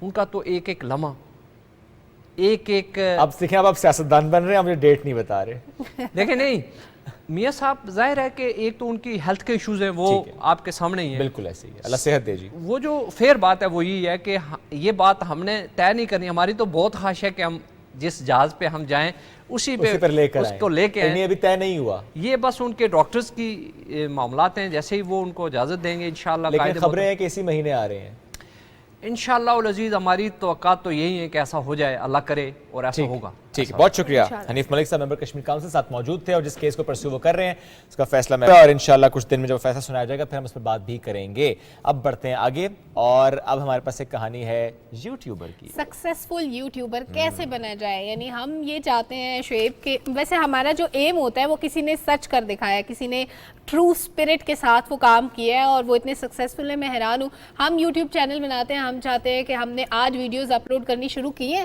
مہینے بعد ہمارے کم از کم 1 ملین تو فالوور ہونے ہی چاہیے. بالکل ایسے. لیکن جناب ایک ایسے یوٹیوبر کی سٹوری ہمارے پاس ہے. ہمارے تو خیر ملین تو کیا، ہمارے تو 500 نہیں ہوتے، لیکن ایک ایسے یوٹیوبر ہیں جنہوں نے یوٹیوبر ایک کم ملین رہتے ہیں. ایگزیکٹلی جناب 9 ماہ میں 9 ملین فالوورز، یہ بہت بڑا ریکارڈ ہے. 9 ماہ 9 ملین، یہ کیسے پاسبل ہے شعیب؟ یہ پوچھتے ہیں جی جن کی کانٹینٹ کیا ہے، ان کو ایگزیکٹلی کرتے کیا ہے. سوشل میڈیا پہ دھوم مچائی ہوئی. سلمان نعمان کی ہم بات کر رہے ہیں. 2 بھائیوں کا نام ایک بچے کا رکھ دیا، یہ کیا بات ہوئی؟ ابو کا نام ہے نعمان. سلمان السلام علیکم، کیسے ہیں آپ؟ وعلیکم السلام، how are you? I am really good. آپ بتائیے. آپ الحمدللہ.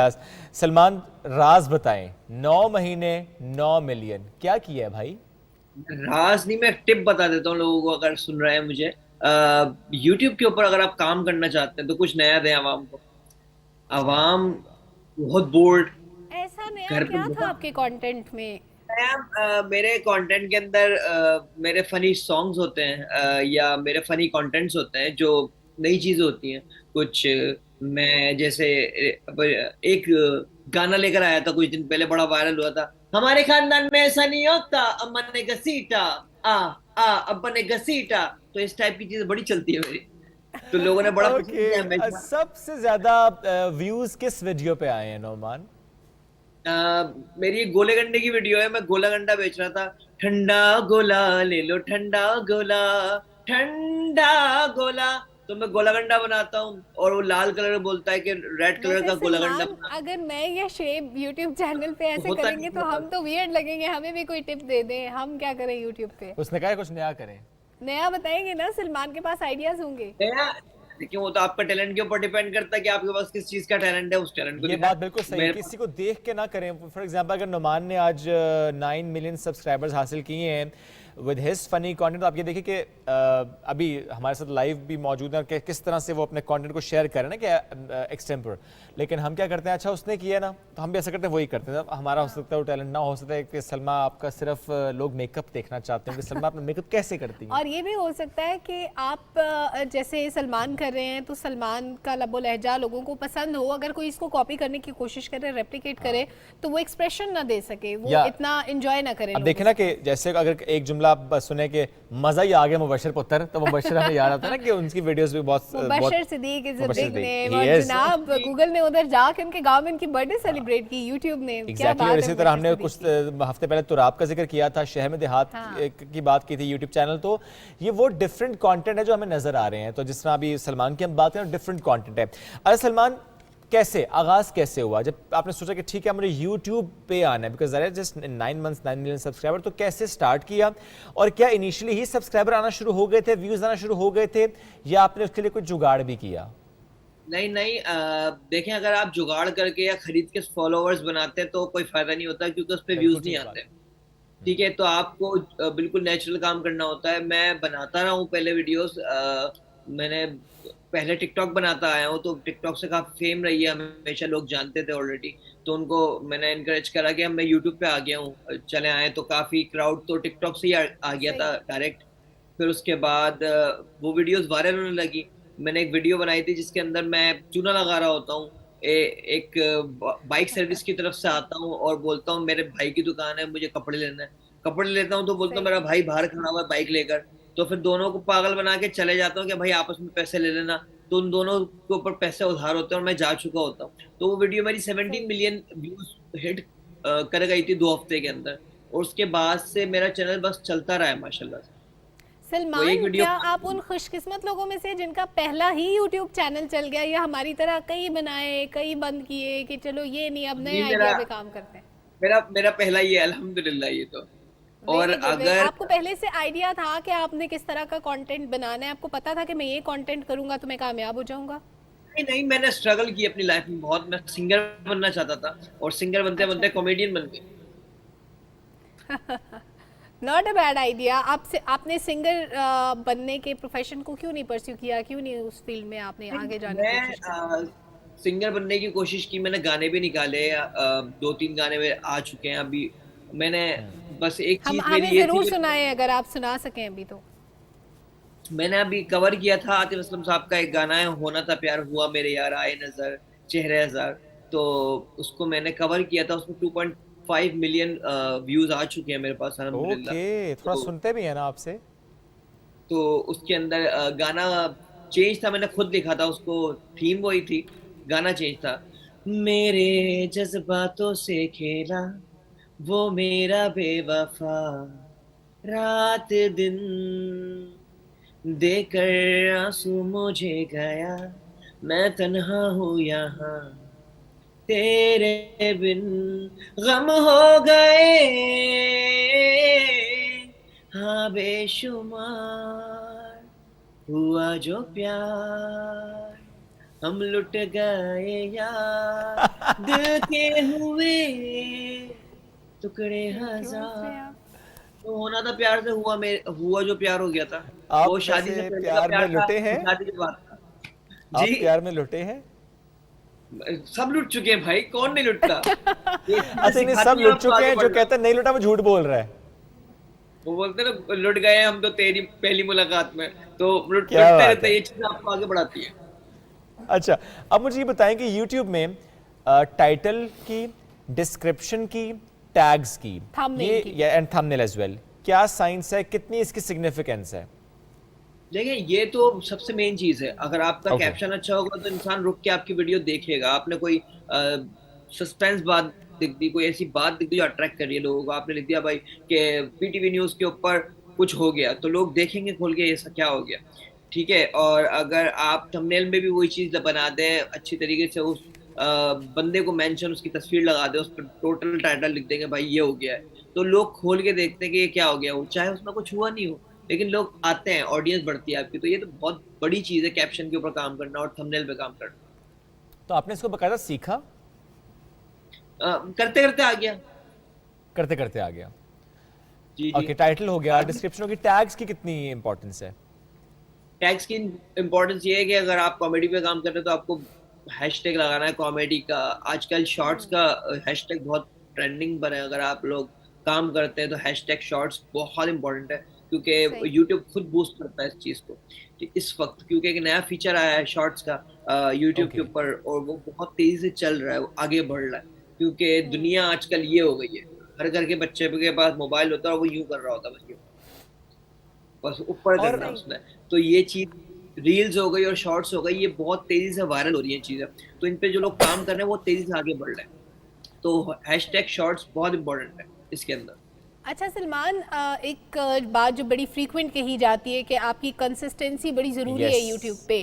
آپ ڈیلی ویڈیو ڈالیں, دن میں 10 ویڈیو روز ڈالنی ہے آپ نے, یا پھر آپ ہفتے میں ایک ویڈیو ڈالیں, اس کا ایک ٹائم ہو, کیا اس کا کیا طریقہ ہوتا ہے؟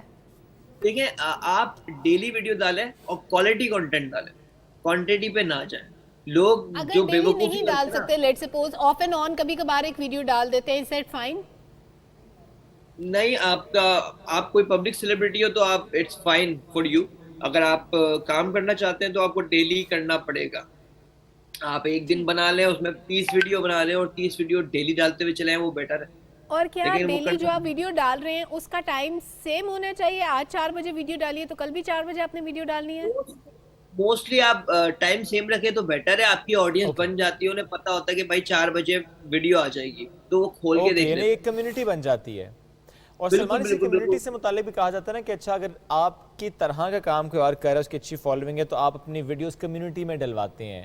اسی طرح بہت سے لوگ آپ سے کہتے ہوں گے کہ یار ہماری ویڈیوز اپنی کمیونٹی میں ڈالو، پروموٹ کر دو ہمیں. یہ کیا معاملہ ہوتا ہے؟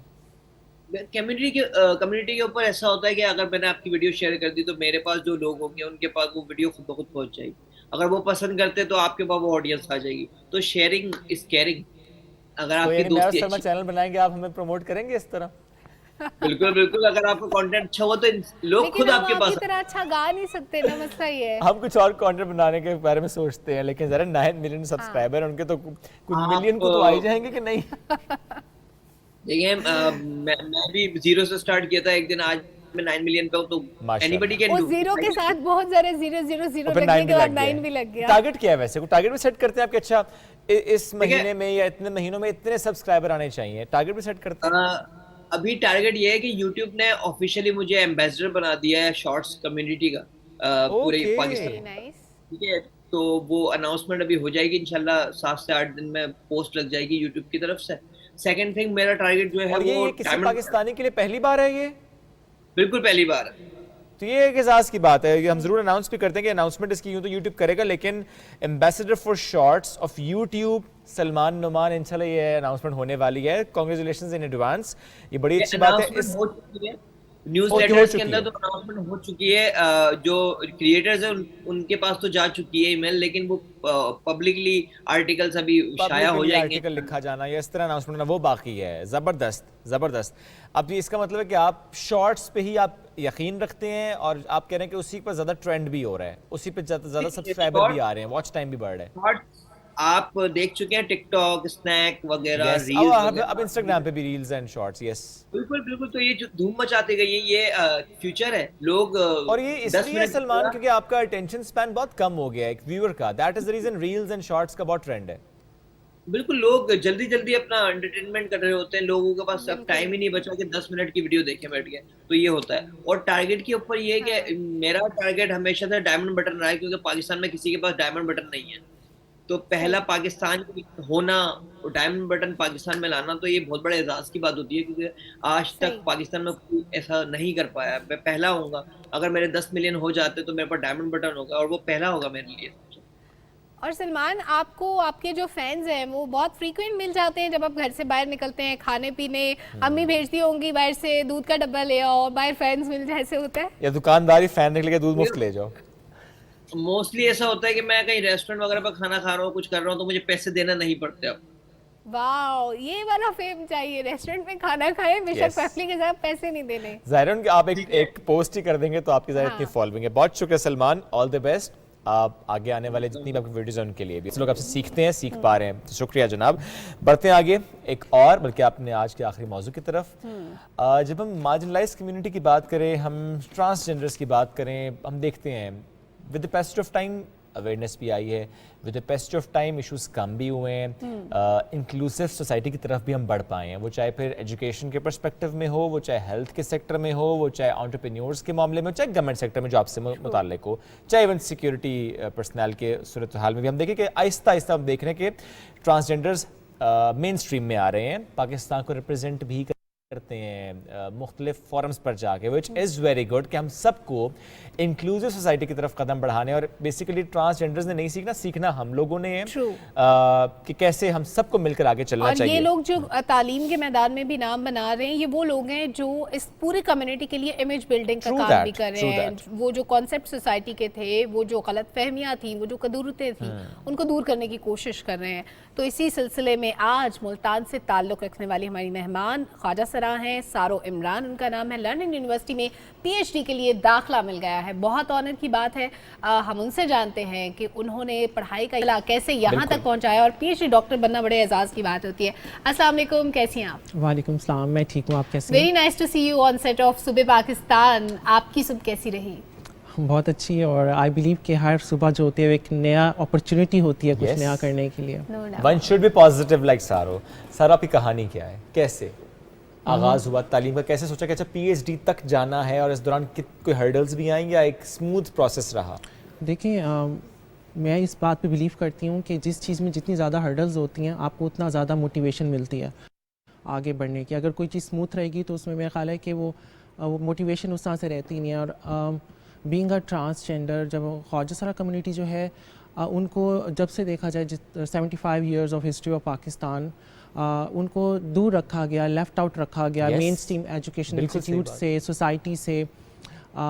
تو ایک چیلنج ہوتا ہے کہ ایون دو کہ مطلب میں اسکول سے لے کر ہائر سیکنڈری اسکول تک, کالج, یونیورسٹی, میں نے اس چیز کو ہر جگہ فیس کیا, ہراسمنٹ, بلنگ, ڈسکریمنیشن. کیا ایسا بھی ہوا کہ آپ کو اپنی آئیڈینٹی چھپانی پڑی ہو بہت سی جگہ پہ؟ آف کورس, لائک مجھے ایسا لگتا ہے کہ اگر بہت ساری جگہوں پہ آپ کو اپنی آئیڈینٹی اس لیے بھی چھپانی پڑتی ہے کیونکہ جیسے ہمارا ریلیجن کہتا ہے کہ علم حاصل کرو چاہے تمہیں چین بھی جانا پڑے, تو یہ تو بہت چھوٹی سی قربانی ہوتی ہے کیونکہ آپ کو جینے ہی نہیں دیا جاتا کہ آپ کو ٹرانس ہو. تو لائک آپ کو لوگوں کو لگتا ہے کہ آپ کو ایک سرٹیفکیٹ مل گیا ہے, وہ آپ کی پبلک پراپرٹی ہے جسے آپ جیسے مرضی ٹریٹ کرو, جیسے مرضی ہیومیلیٹ کرو, ڈسکریمنیٹ کرو اور ایکسکلوڈ کرو.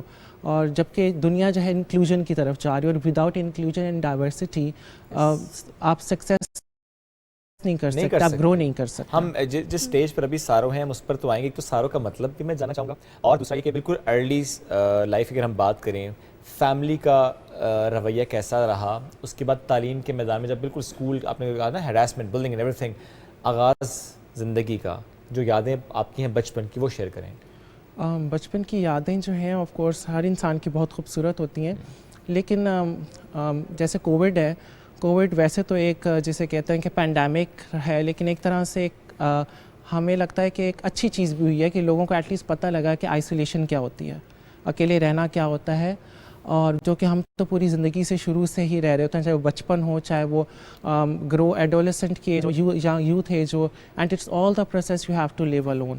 اب اس میں آپ کو صرف یہ دیکھنا ہوتا ہے کہ آپ اس چیز کو, اپنی کمزوری کو اپنی طاقت کیسے بناتے ہو.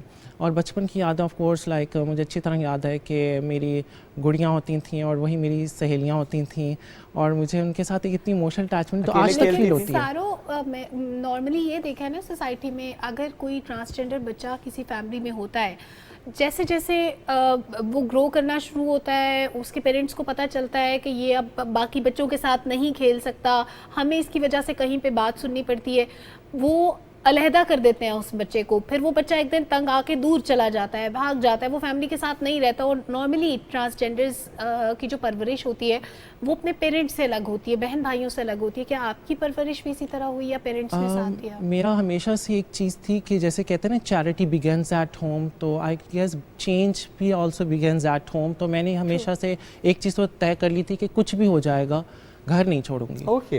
اور مطلب میں اپنی فیملی کے لیے نہ قابل فخر بنوں گی, نہ کہ باعث شرم بنوں گی. اور مجھے ایسا لگتا ہے کہ جینڈر جو ہے, جو آپ کی صنف ہے وہ آپ کے اختیار میں نہیں ہوتی, لیکن آپ کی لائف چوائسیز آپ کے اختیار میں ہوتی ہیں, آپ کے ڈیسیژنز آپ کے اختیار میں ہوتی ہیں, آپ ڈیڈیکیشن کاز کے ساتھ. کیونکہ مجھے ایسا لگتا ہے کہ آپ کسی بھی کنٹری کا, کسی بھی اکانومی کا, کسی بھی سوسائٹی کا جب ایسڈ بنتے ہو تو آپ کی رسپیکٹ آٹومیٹکلی آ جاتی ہے. And that is very important کہ ہم یہ ریئلائزیشن لے کر آئیں, نہ صرف with in our own community بلکہ سوسائٹی میں بھی, کہ وہ ہمیں مین اسٹریم کریں. ہمیں الگ الگ نہیں ہونا, ہمیں الگ الگ دنیا نہیں بنانی, ہمیں اس دنیا میں رہنا ہے اور ہمیں اکٹھے چلنا ہے. اور لائک کہ جو کسی بھی جو تصویر ہوتی ہے اس کے سب رنگ ہی خوبصورت ہوتے ہیں, صرف دو رنگوں سے ایک تصویر نہیں بنتی. اور میرا خیال ہے کہ ہمیں ایکسیپٹ کرنا چاہیے ڈائیورسٹی کو, چینج کو, اور ہم کر رہے ہیں اسپیشلی جب سے مطلب کہ 2018 کے بعد سے کافی چینج آیا. مطلب ہم دیکھ رہے ہیں کہ ٹرانسجینڈر لوگوں کو, ہم نے فرسٹ ٹرانسجینڈر لائر بھی دیکھی, ہم نے ڈاکٹر بھی دیکھی, ہم نے اینکر بھی دیکھی, اور جو ہے گورنمنٹ سیکٹر میں بھی دیکھی. Even I am also working with Punjab AIDS control program کہ ہم اس کو ہیلتھ پریونشن پہ کام کریں. اس کے علاوہ I am the focal person from social welfare department for skill development and entrepreneurship for transgender community. And it was the first time کہ جب social welfare نے اس طرح کی کوئی نامینیشن کی, کیونکہ جو کاز روٹ ہے اس معاشرے میں ہمارے خواجہ سرا کمیونٹی کے پیچھے ہونے کی, وہی ہے کہ وہ فائنینشلی اکنامکلی ڈپینڈنٹ ہے اپنے ابیوزرز پہ. جب تک وہ فائنینشلی فریڈم حاصل نہیں کریں گے باعزت روزگار کے تھرو, تب تک وہ چینج نہیں آ سکتا. ہم لوگ ان کو ڈپینڈنٹ کرتے ہیں پروجیکٹس پہ, راشن دے دیا, ہم نے ان کی شارٹ ٹرم ہیلپ کر دی, ٹیمپریری سیٹ اپس بنا دیے, لیکن لانگ ٹرم ہم تبھی بنا سکتے ہیں جب ہم ان کو ان کے پیروں پہ کھڑا کریں, آئدر تھرو جاب پلیسمنٹس جس میں ہم لوگ جو ہے ڈفرینٹ انٹرنیشنل آرگنائزیشن کے ساتھ لنک اپ کرتے ہیں, جیسے یونیلیور ہے, شیل ہے, اور بہت ملٹی نیشنل کمپنیز ہیں جو کہ انکلوڈ کر رہی ہیں ٹرانسجینڈرس کو. ہم ان کو کنیکٹ کرتے ہیں پوٹینشیل ٹرانس ہیومن ریسورس سے, اور ٹرانسجینڈرس کی ہم کیپیسٹی بلڈ کرتے ہیں کہ آپ نے انٹرویو کیسے دینا ہے, سی وی کیسے بنانی ہے, آپ نے جو پروفیشنل ڈیولپمنٹ اسکلز ہیں وہ کیسے کرنا ہے, اور اس کے ساتھ ساتھ جو بہت امپارٹنٹ کمپوننٹ ہے کہ انٹرپرینورشپ. مطلب کہ اگر آپ دیکھیں کہ جیسے ہمارا ریلیجن بھی کہتا ہے کہ رزق کے 9 حصے تجارت میں اور 1 حصہ نوکری میں, تو same as far the transgender community, ان کے پاس بہت اسکلز ہوتے ہیں لیکن ان کے پاس وہ انیبلنگ انوائرمنٹ نہیں ہوتا. مطلب میں نے ایک میپنگ اسٹڈی کی جس میں نے ایک ٹرانسجینڈر انٹرپرینورس کے انٹرویوز کیے, ان ڈیپتھ انٹرویوز کیے میرے اپنے ایم فل کے تھیسس میں, تو آئی ریئلائز کہ ڈسپائٹ آف دا فیکٹ کہ ان کے پاس پوٹینشیل بھی تھا, ان کے پاس ڈیڈیکیشن بھی تھی, اور وہ کنٹریبیوٹ بھی کرنا چاہ رہے تھے اکانومی میں, لیکن مین اسٹریم اکنامک مارکیٹس میں ان کو جگہ نہیں ملی. مطلب ان کو دکان نہیں ملتی مارکیٹ میں, ان کو شاپ اس طرح سے نہیں ملتی کہ وہاں پر اس کو ڈسکریمنیٹ کیا جاتا ہے کہ نہیں ہم تو کسی خواجہ سرا کو ٹرانسجینڈر کو نہیں دے سکتے, ماحول خراب. اب یہ بات ہو رہی ہے تو آپ نے فور شور یہ فیس بھی کیا ہوگا, کوئی ایسا واقعہ جب آپ جاب کے لیے یا اسی طرح کسی فورم پر آپ گئی اور just because that you are transgender تو آپ کو ریجیکشن کا سامنا کرنا پڑا ہوا؟ جب میں نے 2013 سے کام کرنا شروع کیا تھا, تھوڑا سا میں اس کے پیچھے چلی جاتی ہوں. Like I was the victim of gender base violence when I was just 16 years old due to my gender identity, and میرے جسم پر کوئی ایسی جگہ نہیں تھی جہاں پہ جو زخمی نہ ہوئی ہو. اینڈ آئی اسپینڈ 2 years ان اے روم, میں نے کمرے میں اپنی زندگی کے 2 سال گزارے. And at that time I was not able to feel کہ بھوک کیا ہوتی ہے, پیاس کیا, آپ کی ایک سینسز جو ہیں نا وہ ڈیڈ ہو جاتی ہیں, لیکن جو آپ کے جسم کے زخم ہوتے ہیں نا وہ تو بھر جاتے ہیں. لیکن کچھ زخم کیا ہوا تھا؟ مطلب کچھ لوگوں نے مجھے فزیکل وائلنس, ان کے نزدیک یہ ایک حل تھا جینڈر کو ٹھیک کرنے کا. لیکن اس چیز نے مجھے جو ہے ایک موٹیویشن دی کہ میں نے الٹیمیٹلی اس اندھیرے میں ایک روشنی ڈھونڈی کہ نہیں, مجھے وکٹم نہیں بننا اور مجھے صرف سروائیور بھی نہیں بننا, because being survivor is not enough, you have to be a fighter. Fighter اپنے رائٹس کے لیے بھی اور اپنے جیسے اور بھی ہزاروں لوگوں کے رائٹس کے لیے, کیونکہ شاید ساری زندگی نہیں بول پاتے اور ان کی زندگی اتنی تلخ ہوتی ہے کہ ہمارے لیے کسی کو طعنے کرنا, کسی کا مذاق اڑانا بہت آسان ہوتا ہے, لیکن ہم یہ نہیں جانتے کہ وہ کس فیز سے گزر رہا ہے. میں اکثر دیکھتی ہوں شاپس پر, پبلک پلیسز پہ جہاں پہ ہیوملیٹ کیا جاتا ہے. آئی مین اب جیسے سوشل میڈیا کا دور ہے تو وداؤٹ نوئنگ سم ون آپ کے لوگ اتنا ججمنٹل ہو جاتے ہیں کہ آپ کی وہ پرسنل لائف پہ, پروفیشنل لائف پر آپ کو اسٹگما کر رہے ہوتے ہیں, ایسی اسٹیٹمنٹس دے رہے ہوتے ہیں کہ آپ لگتے ہیں کہ یار مطلب لائک آپ کیسے اتنے بڑے بول سکتے ہو. مطلب آپ کا حساب جب ہوگا آن دا ڈے آف ججمنٹ, آپ کے جو حقوق اللہ ہیں وہ تو شاید اللہ اور آپ کے بیچ میں ہیں, لیکن جو حقوق العباد ہیں, آپ نے کسی انسان کا دل دکھایا, آپ کی ذات سے کسی انسان کی رات روتے ہوئے گزری, تو اس کی معافی نہیں ہوتی. اینڈ ان کو ایسا لگتا ہے کہ یہ کرنا اس سے ان کا جو ایگو ہے وہ خوش ہوتی ہے, because I don't know what is the reason جس کو ہمیں چینج کرنے کی ضرورت ہے. اینڈ اسپیشلی آپ نے پوچھا کہ ریجیکشن کا سامنا کرنا پڑا, تو میں اس کی طرف آ رہی تھی. 2013 میں جب میں نے کام کرنا شروع کیا, جب میں نے یہ ڈیسائیڈ کیا کہ مجھے کھڑے ہونا ہے اپنے حقوق کے لیے اور اپنی باقی کمیونٹی کے حقوق کے لیے بھی, اس ٹائم ایسا ہوتا تھا کہ این جی او اسپیشلی ساؤتھ پنجاب کے کانٹیکس میں آن ڈاکومنٹیشن تو ہوتا تھا کہ ہم انکلوژن کو انشور کریں گے, ہم ڈائیورسٹی پہ کام کریں گے, لیکن ایکچولی نہیں ہوتا تھا. مطلب there was a gap in meaningful engagement. اگر بلایا بھی سے کسی ٹرانسجینڈر کو صرف ٹوکنزم کے لیے, بھائی دکھا دیا, پکچر بنا لیا, اینڈ دیٹس اٹ, اس کے بعد وہی ٹپیکل سوچ. اینڈ دین یہ موومنٹ ڈیولپ ہوئی ہے نہ صرف لوکل لیول پر بلکہ براڈر لیول پہ کہ کمیونٹی اپنی کمیونٹی کے لیے خود کام کرے. ہم خود اپنے لیے بول سکتے ہیں, ہم خود اپنے لیے کھڑے ہو سکتے ہیں, ہم خود اپنے لیے آواز اٹھا سکتے ہیں, اور اس کے لیے ہم یہ نہیں کہہ رہے کہ ہمیں آپ لوگوں کی ضرورت نہیں ہے, آپ ہمارے شانہ بشانہ کھڑے ہوں, لیکن ہم اب پیچھے نہیں چلنا چاہتے, کسی کے ساتھ چلیں گے, ساتھ چلیں گے.